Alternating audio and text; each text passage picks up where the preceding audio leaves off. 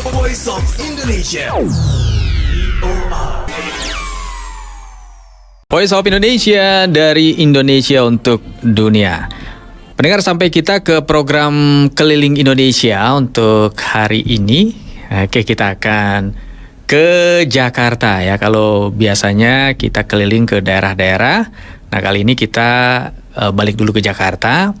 Ada etnis Betawi dengan segala keunikannya, dengan segala budayanya yang perlu juga kita angkat. Nah, kali ini khususnya kita akan ngobrol tentang kuliner khas Betawi dan segala pernak-perniknya nanti kita akan bahas juga. Jadi tidak hanya terkait kulinernya, tapi juga seputar tradisi masyarakat Betawi yang ada di Jakarta ya, bersama dengan tamu saya kali ini sudah hadir di studio, Pak Nur Satrio. Selamat datang Pak Nur. Apa kabar?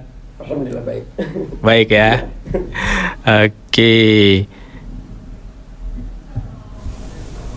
Oke. Pak Nur, Ya. terima kasih sudah menyempatkan untuk hadir di studio Voice of Indonesia. Iya, alhamdulillah. Senang ya? Alhamdulillah. Saya juga senang nih kedatangan Pak Nur ya. Iya. Oke. Dan Pak Nur juga ternyata tidak, apa istilahnya Pak, lenggang kangkung ya Pak ya, kalau bahasa Betawinya ya. Tapi bawa oleh-oleh nih. Oke, bawa oleh-oleh. Bisa ditunjukin kali Iya, Pak ya. baik. Nah, ini. Nah, itu ya. Kita bawa oleh kue khas dari Betawi. Betawi itu apa aja tuh Pak namanya? Nah, ini ada kebetulan ada yang namanya kue cucur nih, ya, kue cucur. Ini kue lapis pepe. Ini kue lapis pepe. Dan ini juga ada kue mangkok. Ini kue mangkok. Nah, ini risol. Oke. Itu khas Betawi semua itu Pak ya? Ya, pada umumnya memang ini ciri khas yang dari daerah Betawi. Aha. Iya. Coba diangkat lagi Pak. Oke. Ada yang belum kelihatan katanya tadi. Oke, angkat lagi Pak, angkat lagi. Iya. Oh, seperti itu ya Pak ya. Oke. Tadi belum kelihatan soalnya Pak. Oh gitu. Iya. Yang mana yang khas banget itu Pak? Kue cucur ini, ya tadi. Iya. Ini ya, kalau yang khas, ciri khas Betawi ini kue cucur. Angkat lagi Pak. Kue cucur. Iya. Ya, kue lapis, lapis pepe. Ini juga kue lapis pepe. Oh, oke. Saya senengnya kenapa Pak? Biasanya kalau ngobrol tentang kue mue itu biasanya sama ibu-ibu Pak. Kali ini dengan Pak Nur. Ini gimana ceritanya sih Pak? Kenapa Bapak fokus banget ke kuliner? Terus kenapa nggak ke yang lain gitu Pak? Gimana ceritanya? Baik. Pada awalnya sih sebetulnya saya kalau masalah kuliner sebetulnya saya tidak tahu sama sekali itu. Oh gitu. Buta sama sekali itu. Saya buta sama sekali itu. Tapi background Bapak sebetulnya apa? Background saya itu IKIP. Saya dari IKIP Pendidikan. Jakarta, ya, pendidikan. Oke. Itu. Sarjana pendidikan. Iya. Tapi terus kemudian kenapa? Nah, ceritanya kebetulan karena memang saya bukan kita nyari setelah lulus nyari kerja susah, bukan, tidak. Tapi saya sudah punya tanggungan anak begitu. Anak masih kecil-kecil, ibunya sudah meninggal, ya. Anak-anak ada 4, 1 kembar, ya. Kemudian dan adik-adiknya. Nah, kalau saya nyari kerja, tentu aja saya harus meninggalkan anak-anak gitu. Dan itu saya tidak ingin. Maka saya berupaya bagaimana caranya agar supaya saya di rumah tapi saya bisa menghasilkan uang. tetap survive Pak ya? Iya, itu. Iya. Ya. Kebetulan di awal karena basic saya bukan di bidang kuliner, tapi saya coba-coba gitu. Kenapa saya coba-coba di lingkungan kami? Saya tinggal di Citayam. Di lingkungan kami itu kalau setiap ada hajatan, entah itu pernikahan, sunatan atau bahkan acara kematian pun, tahlilan gitu, itu ada kue-kue khusus gitu, terutama ini Yang ada Betawi kue itu cucur ya? nih. Kue Ini. cucur itu. Kue Oh cucur. itu. Ya. Ya. Tapi itu kok dua macam Pak? Kayak sama atau gimana? Ya ini sebenarnya sama, ini cuma ukuran takarannya aja. Oh, Gitu. oke. Iya. Nah itu di awal yang saya buat pertama kali itu adalah kue cucur. Kue cucur. Iya. Itu yang membuat Bapak tertarik pertama kali. Betul, Ya? karena kenapa tertarik? Kenapa kue cucur? Karena memang di sana itu kalau ada itu harus cucur gitu. Harus cucur? Iya. Cucur nggak pernah ketinggalan. Gitu. Itu di acara apa aja, Pak? Ya itu ya di acara pernikahan, acara sunatan atau acara bahkan tahlilan untuk kematian misalnya begitu, itu ada kue cucur itu harus ada. Harus ada. Iya. Ya? Kenapa saya milih itu, karena memang itu yang lebih apa namanya diminati oleh warga sana gitu. Nah, selain itu juga mungkin ada filosofinya ya, Pak. Ya tentu. Ya kalau bilang filosofi sebetulnya Pak, ini kalau cucur itu sebetulnya kan memang dari Betawi, tapi dia kan campur apa namanya dari apa namanya budaya lain itu seperti kayak cucur ya. Cucur untuk di daerah Thailand sendiri itu melambangkan cinta itu. Thailand. Iya, di Thailand itu lambang cinta ya. Kenapa dia namakan lambang cinta? Lambang cinta itu diibaratkan seperti bunga lotus. Bunga lotus itu bunga teratai. Oh iya, Bunga karena mirip teratai. ya dengan teratai karena bentuknya. kalau teratai kan bentuknya bunga bulat itu terus ada tonjolannya gitu. Iya. Inilah begini. Oh, kenapa mirip, dinamakan di daerah Thailand sana dilambangkan itu kue cucur itu sebagai lambang cinta. Aha. Seperti itu. Meskipun namanya bukan cucur Bukan. pasti ya. Pasti beda. Kalau di Indonesia di Jakarta mungkin cucur, di Thailand mungkin namanya apa kita tidak tahu. Bahkan di Nusantara di ada Nusantara pun macam-macam namanya itu. Ada yang menyebutnya cucur, ada yang namanya kucur, ada yang namanya kocor, dan lain sebagainya. Itu beda-beda. Itu kalau soal itu masalah apa namanya bahasa saja itu. Karena bahasa yang bahasanya. membedakan Iya, nama betul. itu ya. Iya. Oke, tapi artinya kita memiliki kesamaan budaya dengan beberapa daerah lain dan juga negara lain ternyata ya Pak ya. Betul. Aha. Dan kalau sekarang ini juga kan kalau seiring dengan perkembangan zaman ini cucur nggak selalu harus warna coklat dengan gitu. Ada variasi warna begitu. Oh. Kalau sekarang ini yang bisa beraneka warna, satu buah cucur ini bisa berapa warna. Ada warna merah, kuning, hijau, itu bisa. Itu karena apa ya? Variasi aja. Variasi atau karena mungkin sudah semakin modern dan ya itulah makanya kalau seiring dengan perkembangan zaman itu tentu aja kan ada inovasi nih. Wah, pengen coba kalau begini mungkin lebih menarik nih penampilannya ya seperti itu. Itu tidak masalah Pak. Kalau dari sisi budaya itu nggak masalah Pak. Kalau di masyarakat Betawi. Kalau dari Betawi sebetulnya memang kita yang namanya cucur itu juga dari gula merah warna coklat. Oh, warnanya dari gula merah itu ya. Itu. Kalau perkembangannya kalau dari dulu yang namanya kue cucur itu hanya terbuatnya dari gula merah dan tepung beras. Ya, kalau sekarang seiring dengan perkembangan itu ya inovasinya itu ya kalau kita pembuatan dari tepung beras itu cenderung nanti kalau sudah dingin itu kan keras. Jadi timbul inovasi kalau dicampur ini gimana itu. Jadi hasilnya bisa lebih lembut. Iya. Dengan bahan-bahan. Ada penggunaan bahan-bahan kimia atau tetap misalnya harus yang tradisional juga bahan-bahannya yang alami juga? Oh tidak, kalau cucur kita nggak pakai bahan kimia. Katakanlah kita pakai baking soda atau baking powder itu nggak itu. Malah kalau kita pakai kalau kita olah kue cucur ini dengan pakai soda kue apa gitu itu cenderung akan hasilnya nggak bagus. Nggak bagus, beda ya Pak ya? Iya, beda. Oke, memang harus cara-cara yang harus kita pertahankan itu. Pertahankan cara-cara tradisionalnya ya. Betul. Itu. Oke, nah itu tadi awal mula Bapak terjun ke dunia kuliner itu diawali dengan kue cucur. Betul. Nah, terus selanjutnya? Nah itu dia artinya saya pikir saya mesti bisa nih bikin kue cucur nih. Ya. Cuma resepnya bagaimana saya nggak ngerti. Hah? Saya pergi ke stasiun. Kebetulan rumah saya kan nggak terlalu jauh juga dengan stasiun kereta api. Ya. Ya, saya lihat sana ada majalah masakan. Kebetulan saya lihat juga itu ada pembuatan cucur gitu. Saya beli itu. Saya beli, ya saya praktekkan di rumah sesuai dengan apa yang bahan-bahannya itu sesuai dengan tercantum di sana, gitu. Tapi hasilnya gagal. Oh, gagal. Padahal sudah sedemikian rupa ininya teorinya ya. Itu saya sesuai resep itu.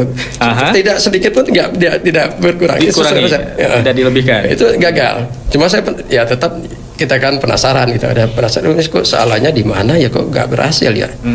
Kita coba lagi, lain waktu kita coba lagi. Nah, kita coba lagi. Ternyata gagal lagi juga. Oh, Gagal juga. Ini berapa? Ya, kita berikutnya coba lagi, gagal lagi. Ada kurang lebih sampai lebih dari 7 kali gitu. Nah, setelah itu saya tetap rasa penasaran tetap ada. Saya bikin lagi, ternyata itu berhasil. Itu berhasil. Kuenya berhasil. Saya bikin waktu itu siang hari, ya sore. Pada kebiasaan di tempat kami itu kalau menjelang sore itu kan ibu-ibunya pada kumpul gitu. Iya. Pada kumpul. Nah, kuenya ini kue cucur yang sudah saya buat tuh, ya. Kue buat itu masih panas-panas ini. Oh, masih agak ya, masih panas-panas. Saya serahkan ke ibu-ibu. Saya bilang gini, "Bu, ini kue. Silakan dicicipi." Ya namanya ibu-ibu kalau makan apalagi nggak bayar gratis. Iya. Ramai pada ngerubutin dong ya. Dalam sekejap habis. Ya. Nah, yang dirasakan ibu-ibu itu kok cucur yang saya buat itu beda dengan cucur sebelumnya. Gitu. Beda banget. Beda sekali. Beda. Kalau cucur sebelumnya cenderung teksturnya tuh lebih keras. Oh. Itu mungkin ya seperti saya bilang itu tadi di awal bahwa penggunaan bahannya. Kalau sebelumnya dulu cuma gula merah, tepung beras gitu. Nah, itu yang saya buat ini kita campur dengan tepung terigu.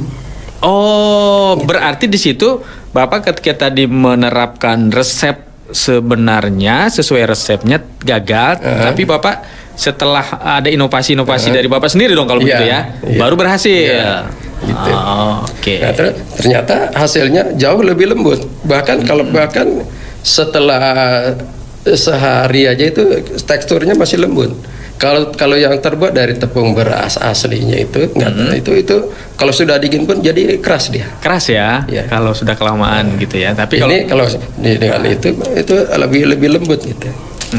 Dan rasa juga lebih enak. Bertahan ya kalau rasa sebetulnya itu kan kalau rasa manisnya tergantung dari jenis gula merahnya.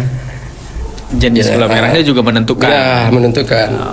Ya dari segi warna gula merah kan ada yang warnanya agak keputihan, ada kecoklatan, ada yang cenderung kehitaman itu. Oke. Nah, saya penasaran kan Bapak itu sebenarnya lebih ke kuliner khas Betawi ya. Tapi tinggalnya sudah pindah ke Citayam yang notabene sudah keluar dari Jakarta. Tapi masih di sana itu masih. Di sana juga ya, Pak ya. Justru di sana itulah kita saya merasakan bahwa wah di sini kok apa-apa harus cucur harus ada gitu. Berarti sama ya. Iya. Masyarakat Betawi dengan masyarakat Sunda Jawa Barat. Ya artinya kan apalagi ini kan Citayam itu berdekatan dengan lebih cenderung ke Jakarta seperti itu. Jadi masih sama dekat lah ya. Begitu, dekat. Ya. Budayanya juga masih sama ya, kesehariannya juga ya. Penggunaan kue muenya juga sama. Salah satunya kue cucur. Nah, setelah itu wah, ternyata kue cucur buatan Pak Nur enak nih kata ibu-ibu ya. Akhirnya diteruskan. Nah, itu dia setelah ibu-ibu coba gitu rasanya kok beda begitu ya. Itu baru saya bilang, ibu-ibu ya kalau mau pesan besok bisa pesan sama saya gitu. Langsung saya bilang begitu. Saya bilang, Ibu, karena memang tujuan saya kan tujuannya saya di rumah tapi bisa penghasilan doang nih. Gitu ya. Mungkin dengan cucur ya itulah. Jadi saya bisa kasih testernya untuk ibu-ibu. Lalu saya bilang, ibu-ibu kalau mau pesan cucur silakan ke saya. Nah, sejak itu ibu-ibu itu besoknya atau seterusnya itu ibu-ibu mulai pesan ke saya itu. Gitu. Dan mulai makin banyak nih. Ya, pesanan. awalnya mungkin 50 butir, 50 buah begitu ya. Tapi makin lama makin banyak itu. Itu. Nah, dari sana itu dari cucur itu ibu-ibu mulai menanya lagi tuh. Akhirnya kenapa saya akhirnya terjun ke bidang kuliner itu? Iya. Ibu-ibu nanya lagi ke saya. Iya. Di sana mereka manggil saya paman sebetulnya. Oh, paman. Wo. Paman? Paman Wo. Paman Wo? Iya, Paman Wo. Oh. Mereka panggil saya paman gitu. Paman bisa bikin kue ini enggak gitu? Kue bolu. Gitu. Saya sebetulnya nggak ngerti sama sekali soal kue begitu. Sebentar Pak, itu berapa tahun yang lalu itu Pak? Itu kurang lebih tahun 2000 berapa ya? 2008-an gitu, sekitar 2000. Tapi sudah lama ketika Bapak setelah selesai kuliah ya? Iya. Oke, terus? Ya, ada seorang ibu datang ke saya, paman bisa bikin kue bolu nggak gitu? Saya dengan PD-nya gitu, walaupun saya nggak ngerti sama sekali bahannya apa, ini mau cara bikinnya bagaimana saya nggak ngerti. Iya. Tapi saya langsung bikin, bisa. Saya langsung PD. Gitu. Langsung PD bisa aja gitu ya. Gitu. Nah, PD bisa berapa duit gitu. Lah ditanya berapa duitnya, saya bingung. Lah berapa ya harganya?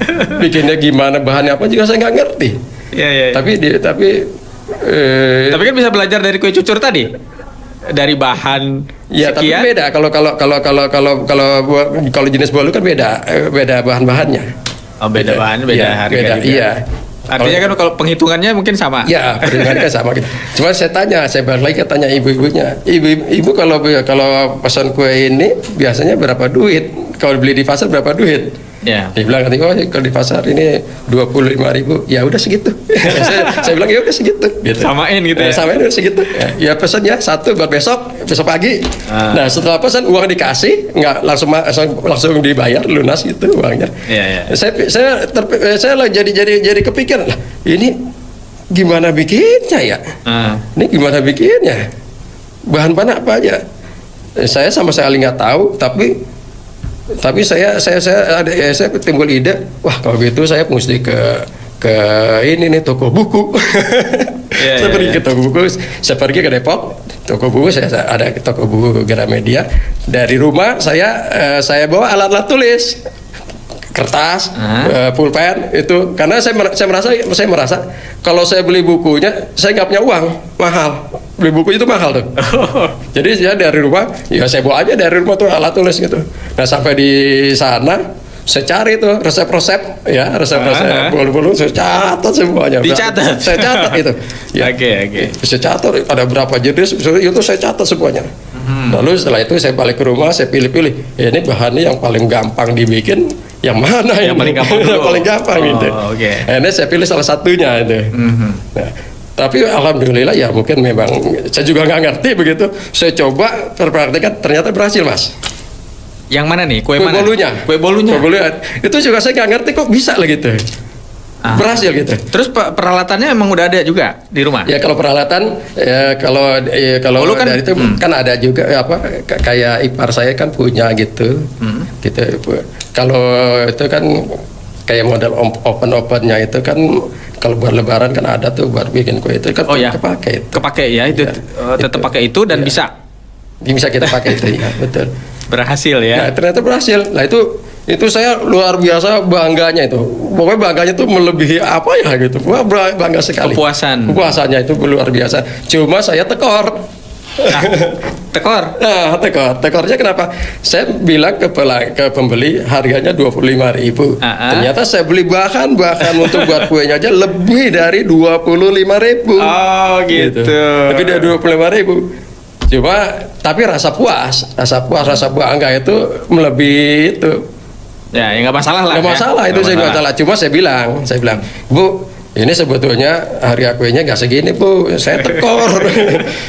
tapi saya biarkan aja. Udah Bu, biarin, nanti lain kali kalau beli harganya nggak segini, Bu. Gitu. Saya bilang gitu.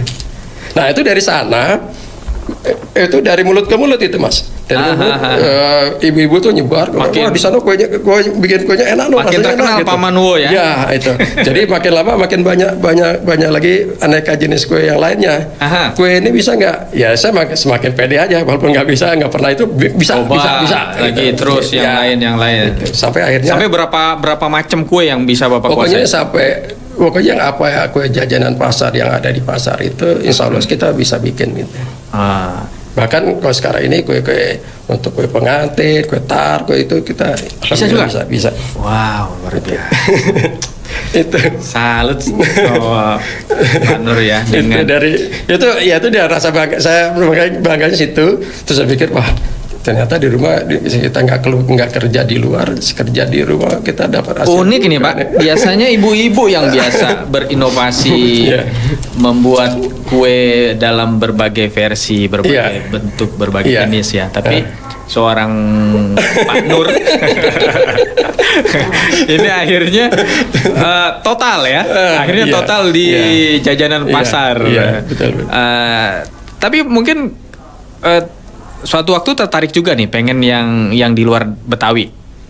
Ada juga Pak? Maksudnya? Ya kue yang dari luar. Oh ya kan kalau kue itu kan kita nggak terbatas di kue ya dari Betawi aja, enggak, kita semua insya Allah mudah-mudahan dari kue yang ada di Nusantara ini bisa kita buat begitu. Gitu. Itu Bapak lebih ke banyak menggunakan feeling ya, seperti ibu-ibu kan di rumah begitu ya, pakai feeling, atau ada riset pribadi Bapak, karena Bapak kan basicnya seorang di pendidikan yang mungkin sudah juga melakukan riset begitu, riset kecil-kecilan untuk khusus pembuatan kue juga dilakukan. Ya artinya memang kalau kita katakanlah kita ngambil resep kue apa ya gitu ya dari daerah. Tentunya kita harus kita buat percobaan dulu gitu. Kalau misalnya ternyata ini nggak berhasil, salahnya di mana nih? Ya sampai berhasil begitu, sama seperti kayak di awal cucur itu. Iya. Gitu. Tapi bertolaknya dari cucur itu ya Pak ya? Iya, dari cucur itu. Makanya sama ininya polanya. Dengan kue-kue yang lain juga seperti itu Pak. Maksudnya dari Bapak mulai menyiapkan bahan, terus meracik dan segala itu hampir sama mungkin dengan cucur tadi ya. Kira-kira seperti itu. Asik juga ya Pak ya. Dan lama-lama Bapak kayak memang betul-betul keasikan ya. karena kita tinggal nyantai-nyantai di rumah gitu ya, itu udah uang ngalir gitu. Jadi Pak, sarjana pendidikannya gimana tuh Pak? Tapi ini ada bocoran. Saya dengar cerita juga, ternyata Bapak tidak membuang begitu saja ilmu yang Bapak peroleh di kampus. Karena Bapak juga selain di jajanan pasar, Bapak juga konsentrasi ke pendidikan anak-anak. Katanya begitu ya Pak ya?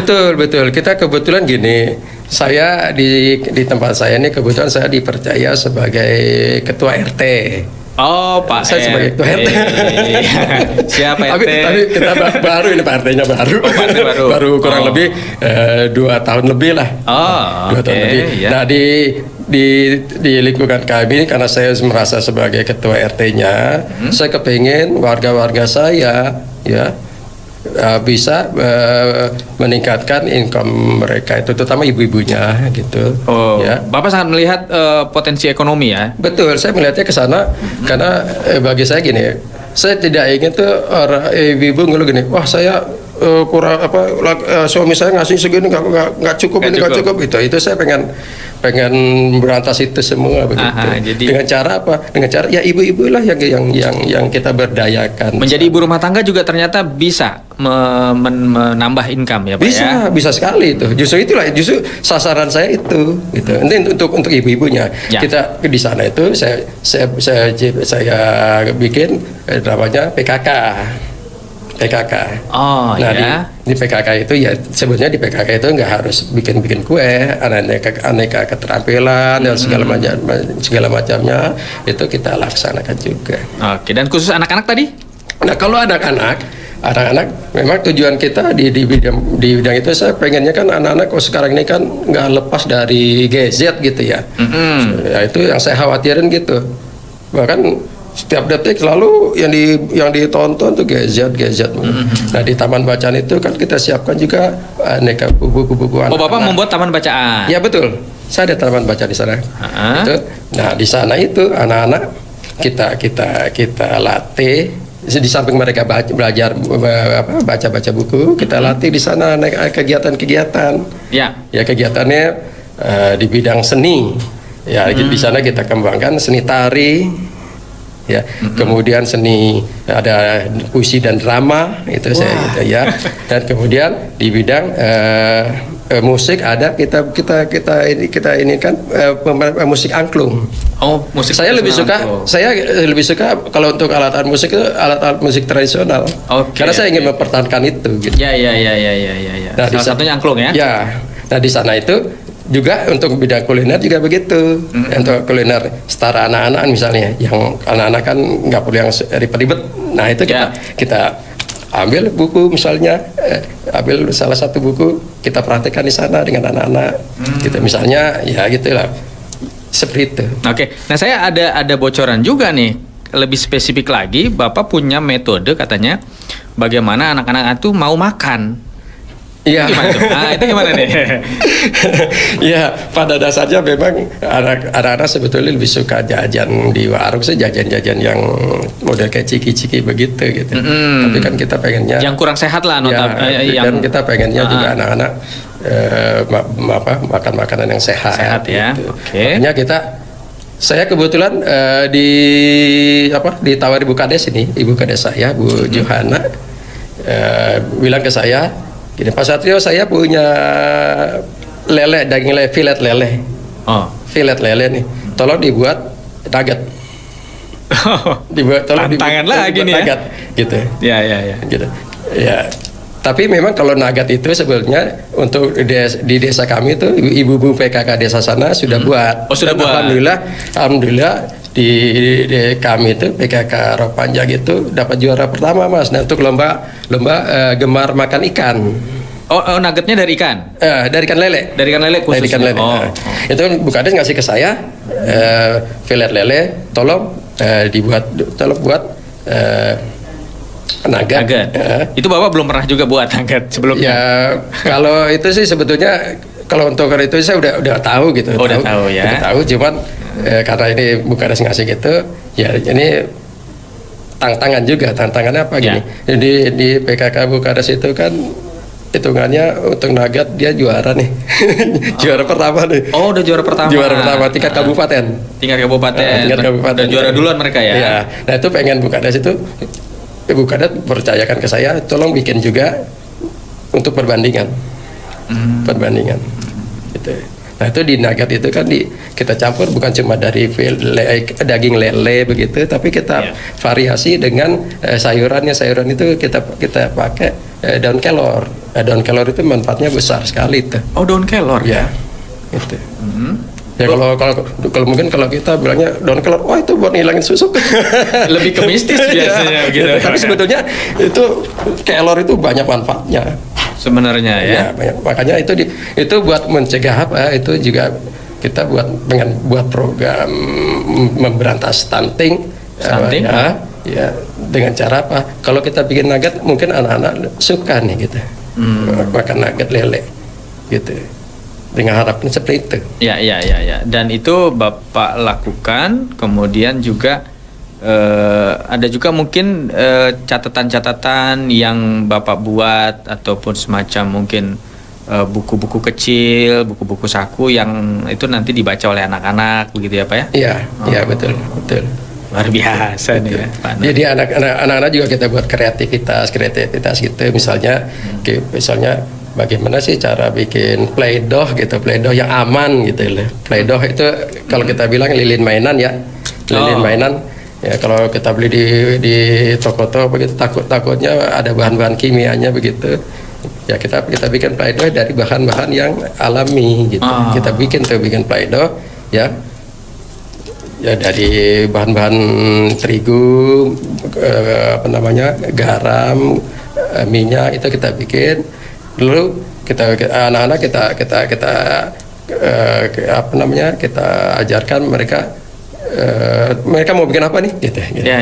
Tapi saya siapkan juga sih karena saya kan sebetulnya tertariknya di kuliner nih, kue-kue nih. Ya. Jadi saya di Play-Doh itu ya kita bikin aneka kue itu dari Play-Doh gitu. Hasilnya kayaknya saya ada ya itu hasilnya mirip gitu. Karena kita berdasarkan cetakannya juga gitu. Kayak kue putu ayu gitu. Putu ayu kan ada lapisan atasnya putih tuh kelapa. Itu kita Play-Doh-nya warna putih gitu. Untuk hijaunya kita warna hijau gitu. Jadi hampir mirip gitu. Kalau untuk kayak buat bolu gulung gitu, ya itu tinggal kita ajarin mereka. Itu bentuk apa namanya pengenalan kepada anak-anak juga ya. Betul. Tentang kue-kue yang ada. Iya. Gitu. Seperti itu. Iya. Jadi Pak, setelah Bapak total di kegiatan ya seputar kue, kuliner, kemudian ibu-ibu PKK, rumah tangga. Iya. Apa sih Pak sebenarnya nilai yang sudah Bapak dapat begitu ya? Dengan Bapak tidak keluar dari itu begitu.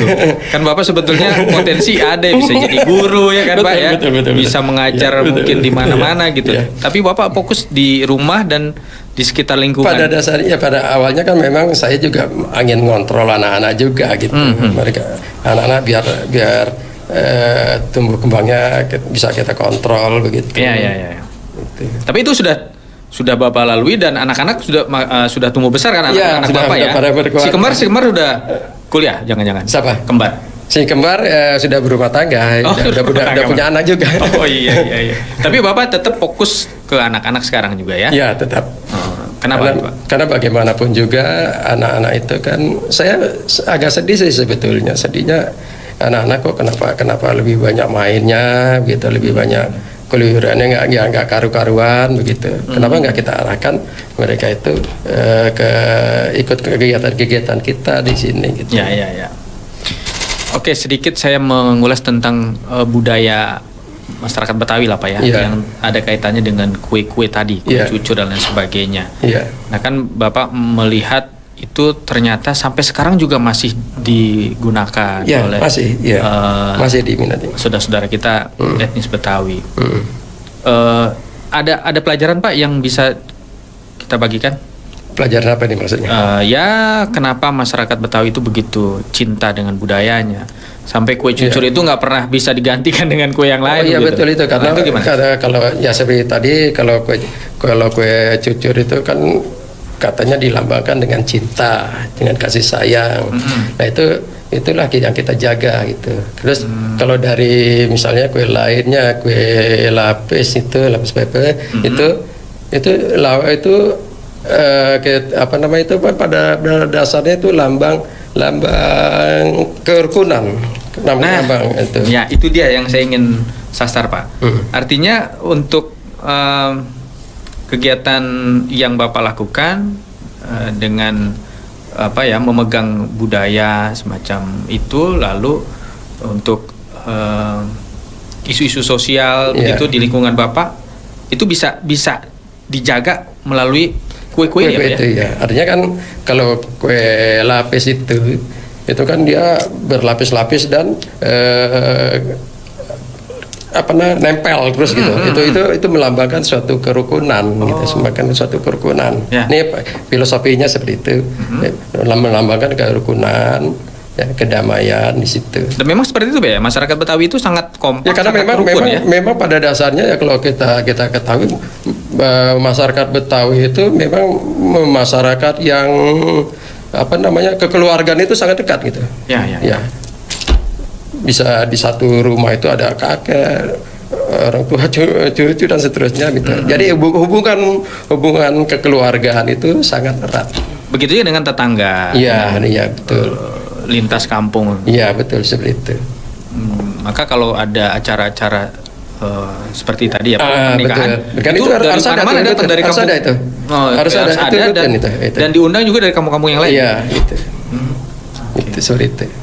Oke, dan itu masih dijaga Pak sampai sekarang? Ya kalau ya seiring dengan perkembangan zaman mungkin nilai-nilai luhur seperti itu mulai terkikis sebetulnya. Tapi tetap kita harus mempertahankan budaya kita sebelumnya itu. Oke. Nah Pak Nur kan sudah melalui tahapan atau fase-fase yang mulai dari coba-coba sampai ke serius gitu ya, sampai ke hal-hal lain juga tetap Bapak sangkut pautkan dengan pendidikan gitu ya, walaupun nggak ngajar ya, walaupun lari dari itu apa namanya dari background Bapak ya. Tapi nggak juga sih, kan kita kalau ngajarin itu juga artinya itu bidang pendidikan juga ya. Nggak pas itu juga sih. Bapak sudah berkali-kali mencoba gagal kemudian berhasil, ada kepuasan. Nah sekarang Pak di titik ini, nah mungkin masih ada yang ingin Bapak lakukan untuk kedepannya? Ya kalau yang jelas kan memang kita untuk bidang kuliner ini harus kue-kue tradisional harus kita pertahankan gitu. Ya kalau seiring dengan perkembangan zaman ya budaya-budaya lain masuk, jenis-jenis kuenya juga masuk lah gitu. Ya kita kue-kue tradisional itu harus kita pertahankan gitu. Karena itu tadi Pak yang mengandung nilai-nilai kearifan lokal ya, nilai filosofisnya itu yang baik ya Pak, yang positif ya. Seperti kayak kue khas Betawi lainnya kayak seperti kue buaya ya. Kue buaya itu kan itu melambangkan kesetiaan itu. Kalau dulunya, kalau boleh saya cerita ya. Kalau kue buaya itu di awalnya tuh dibuat dari tepung dan air. Dibuat buaya gitu, itu tidak boleh dimakan. Itu untuk pengantin baru. Itu nggak boleh dimakan kuenya. Nggak boleh dibuat dimakan, sepasang. ya?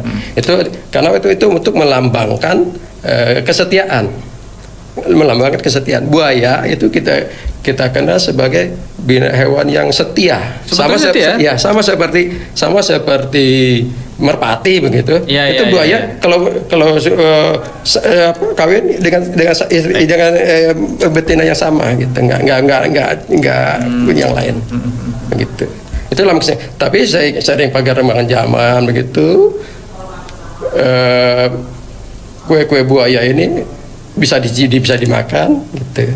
Ya. Oke. Dan ternyata ya nilai-nilai atau filosofinya tetap harus pada dasarnya di awalnya seperti itu. Oke, terakhir Pak, harapannya mungkin untuk kegiatan Bapak dan jajanan pasar ini tetap bisa ada dan seterusnya. Bagaimana Pak? Ya harapan saya sih ya masyarakat memang kalau di perkembangan karena ini banyak di lingkungan kami sendiri aja sudah banyak juga warga-warga luar yang masuk ke lingkungan kami, warga-warga domisili begitu dengan berbagai berbagai budayanya, tata keramanya gitu. Ya pengen saya sih agak tetap kue-kue semacam itu harus kita pertahankan gitu. Baik Pak Nur Satrio, terima kasih kehadirannya di studio Voice of Indonesia. Semoga pengalaman yang Bapak bagikan tadi bisa menginspirasi ya. Bisa menginspirasi dan juga bisa menjadi semacam pengetahuan budaya lah untuk masyarakat di Nusantara dan juga di seluruh dunia. Ini Mas, ini kemudian saya bawa juga. Ini perpustakaan kami, namanya Pustaka Jana. Ini foto kami dengan Bu Kades itu. Inilah di kegiatan Taman Bacaan Masyarakat ini kita kembangkan itu di bidang kulinernya, di bidang itu melalui PKK, melalui keterampilan lainnya.